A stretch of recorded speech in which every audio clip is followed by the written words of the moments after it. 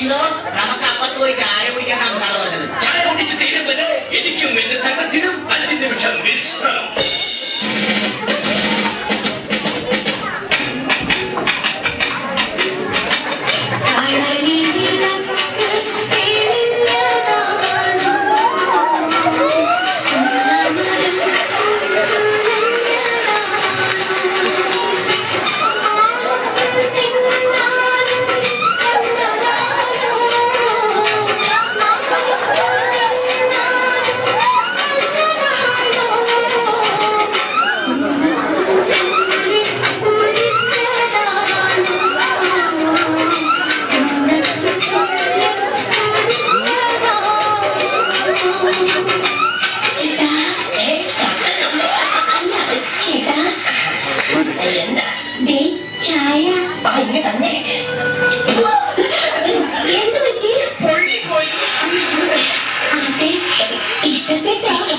ഒന്നുകൂടി കിട്ടിയിരുന്നെങ്കിൽ എന്താ ചായ?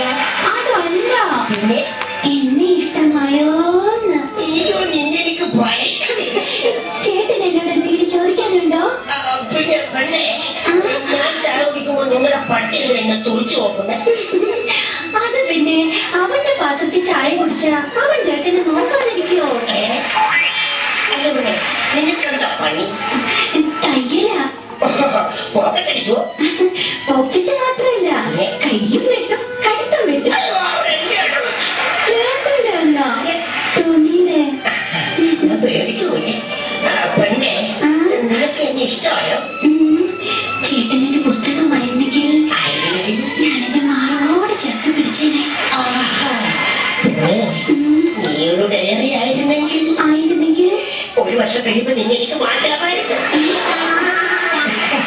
ചേട്ടാ, എന്താ? ചേട്ടനൊരു കരിമ്പായിരുന്നെങ്കിൽ എനിക്ക് ചവച്ചരച്ച് തുപ്പാമായിരുന്നു.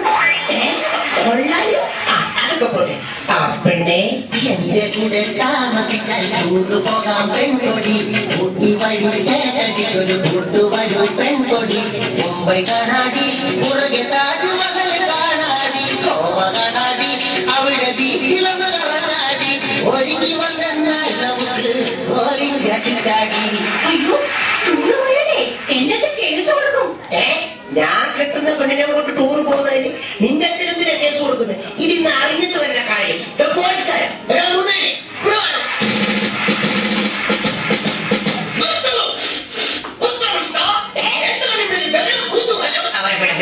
ബ്രോക്കറെ, ഈ ഒന്നും എത്രയാണ്?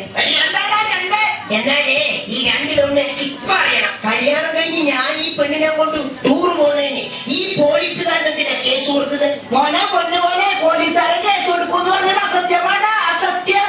ആര് പറഞ്ഞ അസത്യമാണെന്ന്? ആ സത്യം ഞാൻ തുറന്നു പറയാം.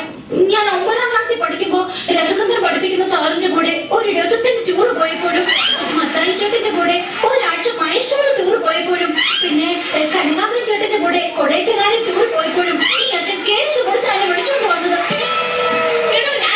എനിക്ക് ഈ കല്യാണം നടന്നാൽ എന്താ കുഴപ്പമൊന്നും? അത് ശരി, ഇത്രയും പേരെ കൂടെ ഒളിച്ചോടി പോയ പെണ്ണിനെ എന്റെ മോന്റെ തല കെട്ടിവെക്കാനല്ലേ പാവം.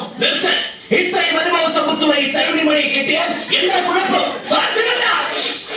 എടോ കോന്തൻ രാജാവേ, തന്റെ ഈ നിൽക്കുന്ന മകനുണ്ടല്ലോ പെൺകോന്തൻ, അവൻ ഈ നാട്ടിലെ മുഴുവൻ പൊമ്പിള്ളേരുടെ പുറകെ നടന്ന് അടി കൊണ്ടിട്ടുള്ളവനല്ലേടോ. അതുകൊണ്ട് ഇവര് നേരുന്ന പെണ്ണ് ഇവള് തന്നെ. അതുകൊണ്ട് മകനെ, നീ ഒന്നുകൊണ്ട് പേടിക്കണ്ട. ഈ പെൺകുട്ടിയെ നിനക്ക് കിട്ടിയത് നിന്റെ സൗഭാഗ്യമാണ്. സൗഭാഗ്യം. കാതിക ശിരോമണി, ഇവളെ കിട്ടിയാൽ നമ്മുടെ പുത്രന് എന്ത് സൗഭാഗ്യമാണ് കൈവരുന്നത്? പറഞ്ഞു തരാം. നമ്മളൊരു മാർജിൻ ഫ്രീ ഷോപ്പിൽ കയറി ഒരു പേസ്റ്റ് വാങ്ങിയാൽ ഒരു ബ്രഷ് ഫ്രീ. അപ്പോൾ ഒരു ബ്രഷ് വാങ്ങിയാൽ ഒരു സെറ്റ് പല്ല് ഫ്രീ. അതുപോലെ ഈ പെണ്ണിനെ കിട്ടിയാൽ നിനക്കുമുണ്ട് ഒരു കൊച്ചു ഫ്രീ. എനിക്ക് കൊച്ചു ഫ്രീ ഒന്നും പോരാ, എനിക്കൊരു വലിയ ഫ്രീ വേണം. എടാ മണ്ട,